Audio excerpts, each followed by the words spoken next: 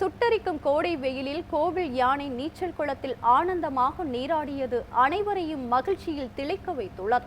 தமிழகத்தில் அக்னி நட்சத்திரம் தொடங்கும் முன்பே கோடை வெயில் சுட்டெரித்து வருகிறது.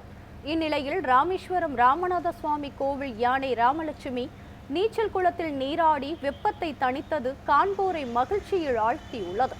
கோவிலின் வடக்கு கோபுரம் அருகே நந்தவனத்தில் 15 லட்சம் ரூபாய் மதிப்பில் கட்டப்பட்ட நீச்சல் குளத்தில் கோவில் யானை ராமலட்சுமி குதூகலமாக நீராடியது.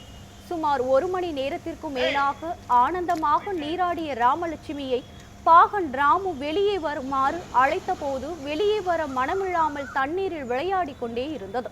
பின்னர் வெளியே அழைத்து நிறுத்தி நீராடியது போதுமா என வினவியதற்கு தலையை கியூட்டாக ஆட்டி பிளிரியது.